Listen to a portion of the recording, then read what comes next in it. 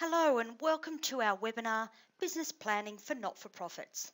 My name's Lisa Gissing from Westpac's Davidson Institute and I'll be your presenter today. In my experience, there are more and more people becoming involved in the management of a not-for-profit organisation, who often, but not always, have limited financial management training. Not through any fault of their own, simply because they have a desire to be involved in an organisation that reflects their values and whose outputs or impacts on the community are close to their heart. However, as the numbers and variety of organisations increase, the available resources are stretched further and there's a greater call for accountability. So it's becoming more and more imperative that organisations and the people who work in them become more financially aware and astute. Every organisation is established with the vision of somehow improving life. There's a vision of creating a social impact that enhances life for someone in some way.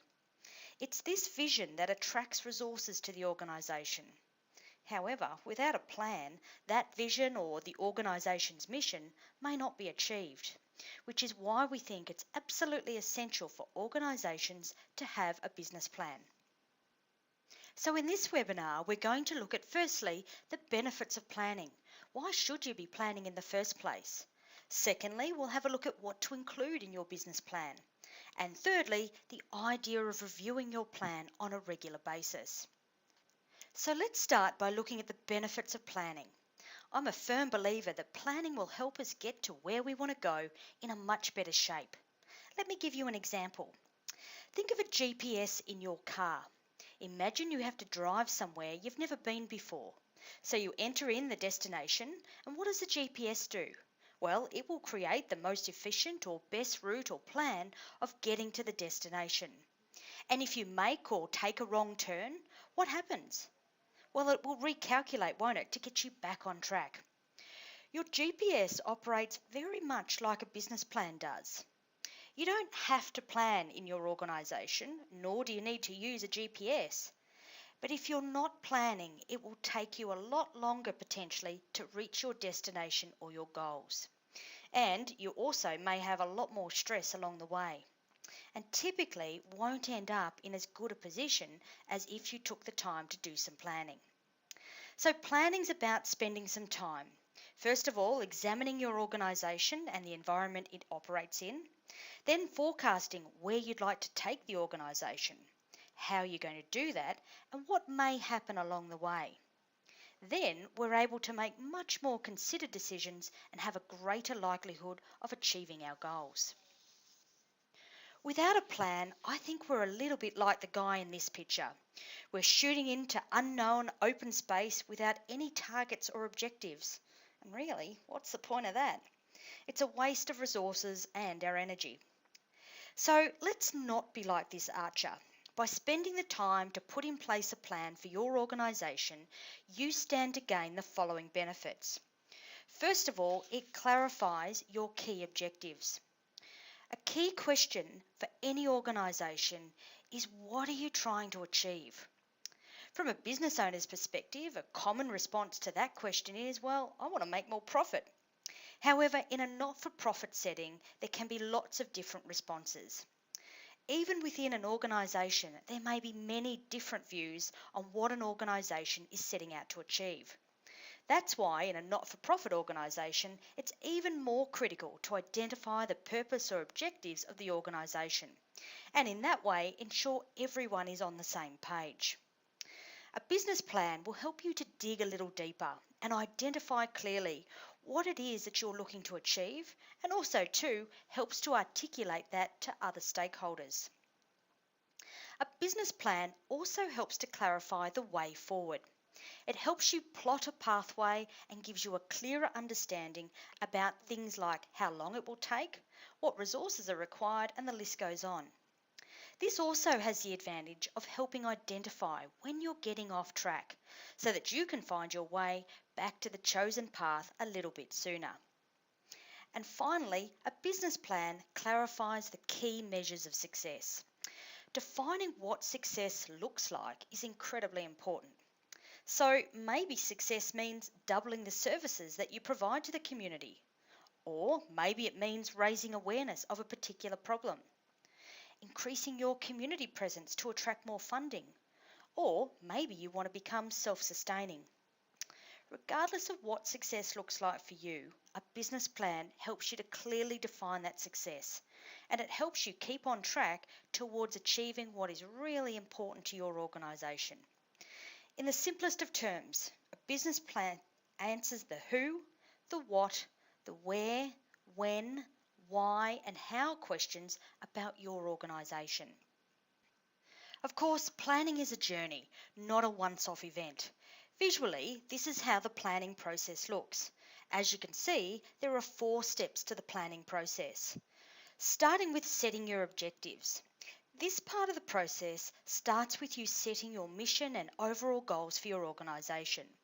This is about the what are you going to do and why, or what need you have identified in the community and how is the organisation going to address that need.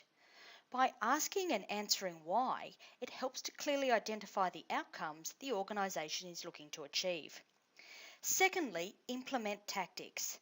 The tactics are about how you're going to achieve that outcome. What are the activities or tasks you need to complete to do that? Who is going to undertake them and where are you going to do it? This is the nitty-gritty, if you like. Thirdly, monitoring progress.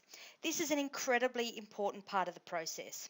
The performance measures that you've set yourself become critical here, as you can start to measure whether your actions are really achieving the goals that you want them to. And if they are, big tick, everything's going wonderfully. But if not, the 4th step is modify tactics. If things aren't going as well as you'd hoped, then one of 2 different things may be the problem. Either the plan needs changing because it doesn't quite fit what we're trying to do, or alternatively, we need to change how we're implementing the plan. This is a critically important part of the review process. By reviewing the relevant data about how you've performed against your stated goals, you can then make appropriate changes to ensure that you actually achieve success. This cycle, of course, is revolving constantly. How regularly you monitor the progress and review the plan will depend on how rapidly your organisation is growing or how quickly the environment you're operating in is changing. Knowing the benefits is an important step in the process. However, the most common question we get about planning is, well, what should I actually put into the plan in the first place? Before we get into the framework that I'm going to show you, let me tell you that a business plan does not need to be War and Peace. Your business plan should be as long or as short as works for your organisation. It's about being able to articulate clearly what it is you want to achieve and how you're going to do that. So it stands to reason that the more complex the organisation, the more in-depth the planning will be. However, it's still about what works for your organisation. When it comes to what to include in your business plan, we use a framework called the 7 Ps of planning, and the model is built deliberately in this way. We start off with purpose, in the red box there. Helping to achieve our purpose then are the 5 tactical Ps in product, people, place, price and promotion. And then underlying all of that is the performance. In other words, how well are you achieving your purpose? So let's start with our first P being purpose. The purpose of an organisation should be at the heart of every decision that you make. So it's important that you very clearly articulate what your purpose is. Otherwise, it can be very easy to lose sight of what you're doing and why. The purposes of not-for-profit organisations can be many and varied, from sporting clubs, interest associations, humanitarian aid, and support for disadvantaged sectors, just to name a few. There are many different needs within a community and a limited number of resources to meet those needs. By clearly identifying which of those needs or problems your organisation is going to address, and the resources can then be sourced and used efficiently to address that need. By addressing the question of why the organisation exists, it can help to clarify what you're going to do and the outcome that you're looking to achieve. For example, it may be identified that there's a problem in a particular area with homeless youth. So why is this a problem? Well, potentially because it's affecting our society through increasing crime, not to mention that the kids themselves don't have a support network. And why does the organisation want to address this? Well, they want to be able to improve the lives of these kids and to reduce the impact of homelessness on the community. And what are we going to do about it? Well, there's a number of ways that this problem could be addressed, and it might include things like working with the parents to support them in raising their children, which will reduce the number of homeless youth. It might be about providing accommodation and meals for the youth. It may be sourcing employment opportunities for these youth so they can have an income to pay for accommodation. Whatever it is, the organisation needs to be clear on what it's going to do to reduce or eliminate the problem. Being able to clearly articulate what the organisation is looking to achieve and why has a number of benefits. Not only does it keep the organisation true to its purpose, it also assists in harnessing the resources it needs to achieve that purpose. Whether that is through attracting volunteers who will help carry out the various activities necessary to achieve the purpose, or maybe it's the funding to help achieve the purpose, or simply raising awareness to reduce the severity of the issue. Many organisations find it useful to express their purpose in a mission statement. Bravehearts is an organisation well known across the country. Its mission statement very clearly articulates what they're setting out to achieve, and that is to stop child sexual assault in our society. And why they want to achieve that? To make Australia the safest place in the world to raise a child. Another well-known organisation across Australia is the Country Women's Association, or the CWA. Well renowned for their cooking and homemaking, the organisation actually does a lot more than that. Their mission statement is, "We aim to improve the conditions for women and children and make life better for families, especially those living in rural and remote Australia."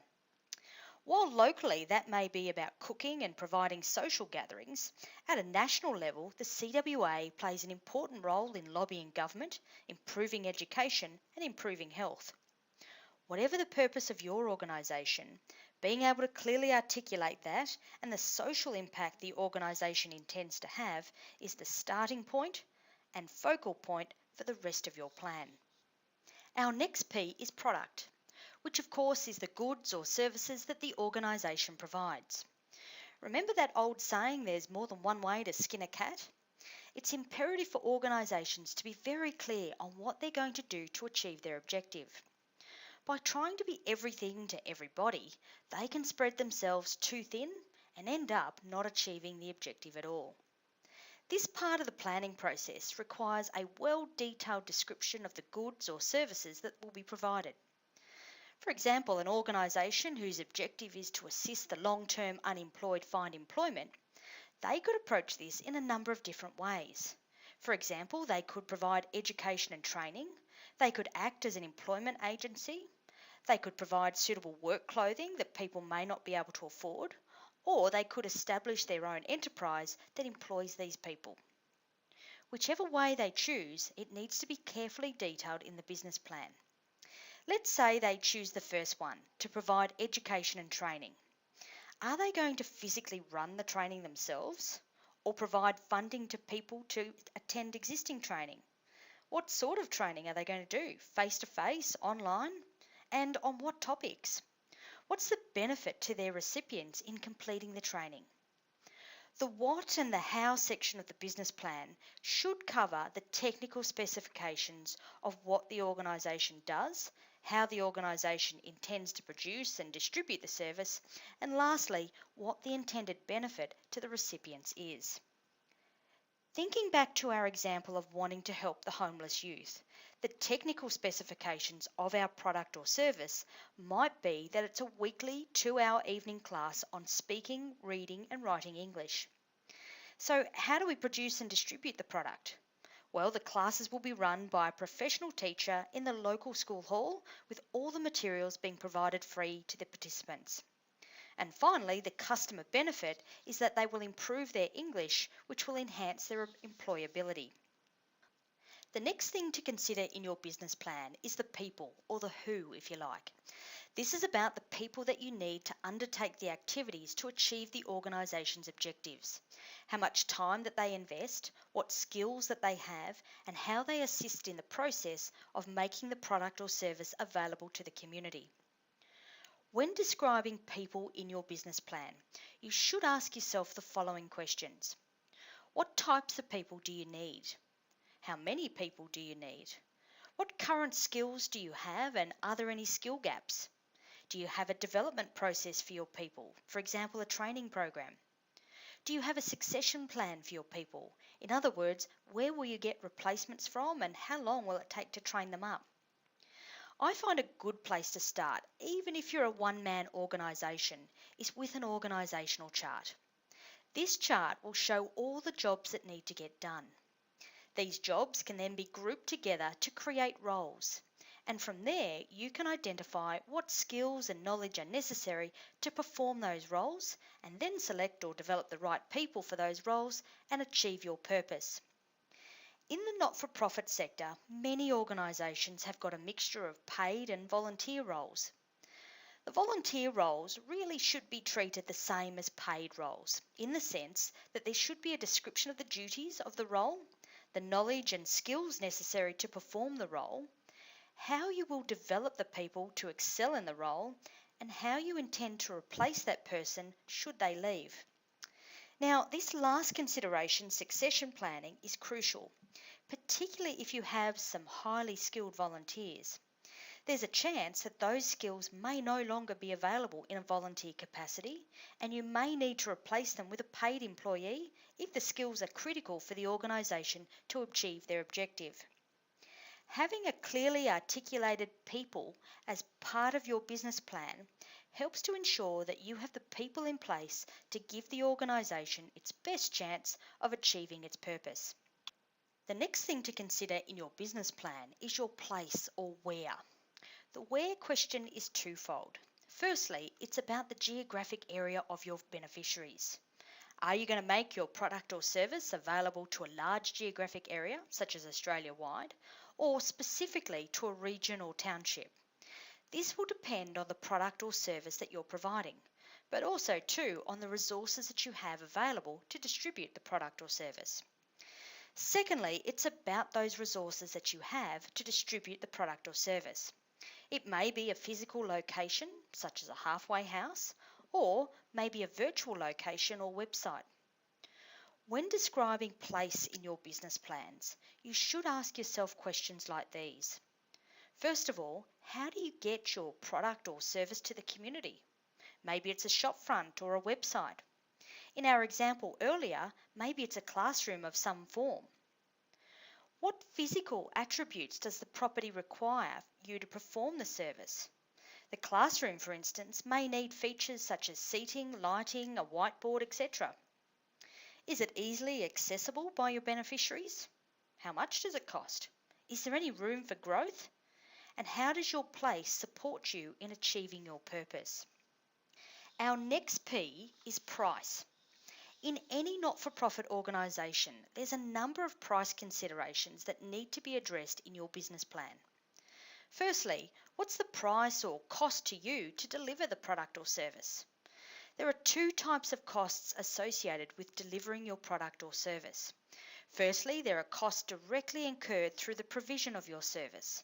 And then there are the costs that you need to incur just to be operational and to have the capacity to provide the product or service. In our example earlier, there may be costs associated with renting space for a classroom and having a teacher available. These costs would be incurred whether anyone came to the class or not. However, the materials that are handed out in class would only be a cost to the organisation for each student who attended. Understanding these costs, or the price to us if you like, is absolutely essential in being able to accurately build forecasts and budgets. It's also essential to accurately price fundraising activities. That is, if you're purchasing a prize for a raffle, how many tickets do you need to sell, and at what price to raise the targeted amount of funds?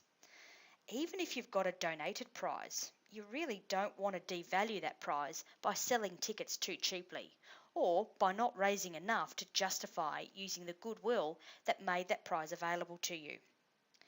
This brings us to the next pricing consideration, which is about how much you might charge for your product or services. Now, I know many organisations don't charge their customers or beneficiaries for their product or service, but they may need to source funding. Funding that potentially comes from sponsors or donors, in which case you need to be able to express your value proposition. In other words, what value are your sponsor, donors, members, etc. going to get from their contribution? Maintaining your goodwill by providing value is essential to continuing to attract these sponsors, donors, grants, volunteers, and users of your product and service.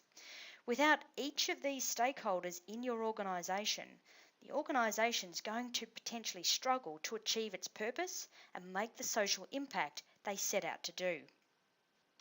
Another key component of generating that goodwill is our next P, which is promotion.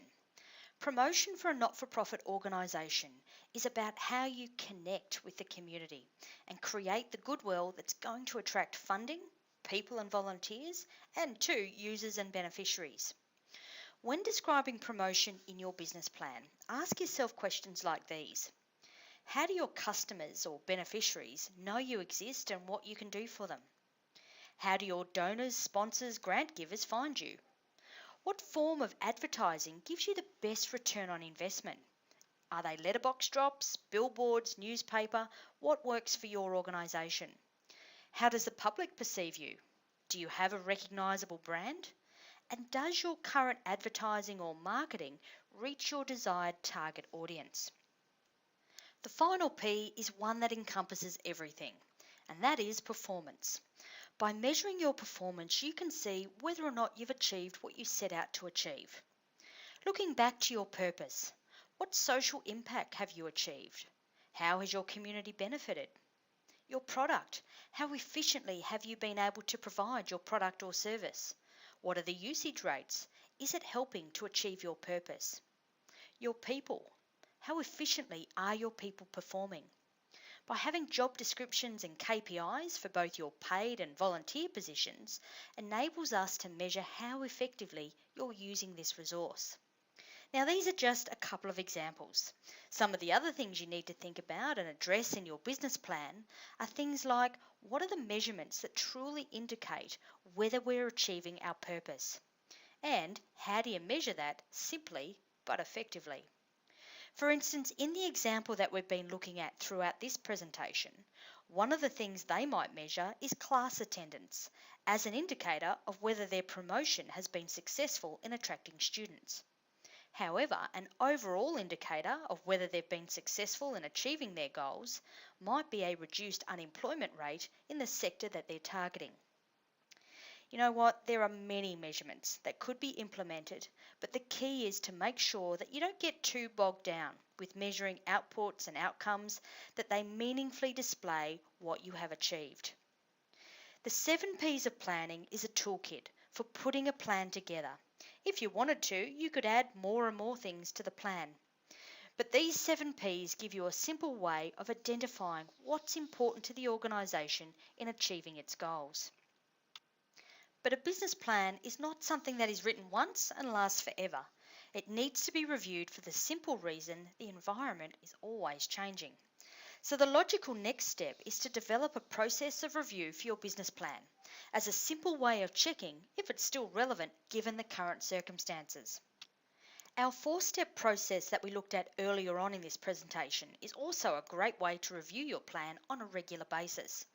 Starting with setting goals and objectives, this was all about the what and the why, the purpose if you like.